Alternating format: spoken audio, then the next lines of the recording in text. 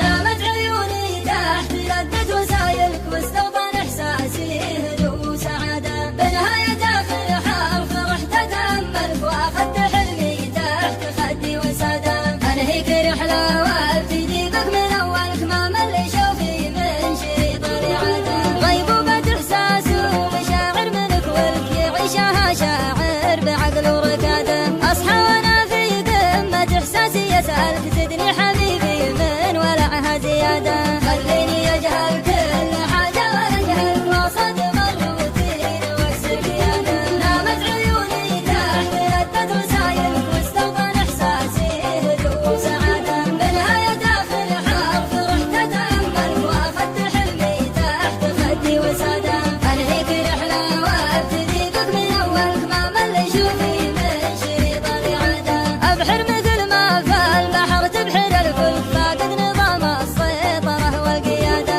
تحملني أمواج المحبة ونحملك في وسط قلب الله كتب لك ودادة أحيانا دكتاتور صوتي يزلزلك وأحيانا طفلة مسافرة في مهادة نامت عيوني تحت ردة رسايلك واستوطن إحساسي هدوء وسعادة بنهاية آخر حرف رحت أتأمل وأخذت حلمي تحت خدي وسادة أنهيك رحلة وابتدي بك من أولك ما مل شوفي من شريط الإعادة وأحيانا شاعر بعد بالبوح يشعرك بين الألم والياس يكبح جواده وأحيانا في ثقلك وقلة مواصلك أقسى محطات الألم والنكادة يا جوي اللي فيه يكثر تعاملك الحر برده والدفا في مراده نامت عيوني تحت ردة رسايلك واستوطن إحساسي هدوء وسعادة بنهاية آخر حرف رحت أتأمل وأخذت حلمي تحت خدي وسادة أنهيك رحلة وابتدي بك من أولك ما مل شوفي من شريط الإعادة أقصى زوايا العمر ودناها حصلك حتى لو إنك حلم قربه بعده بستان عمري وأحضنك وأتظللك يا من عن الباقين أخذت السيادة حط الحروف اللي تحت رؤوسنا منك وحط لي شفتك بخير وسعادة حط الحروف اللي تحت رؤوسنا منك وحط لي شفتك بخير وسعادة حط الحروف اللي تحت رؤوسنا منك وحط لي شفتك بخير وسعادة حيمو اليوم.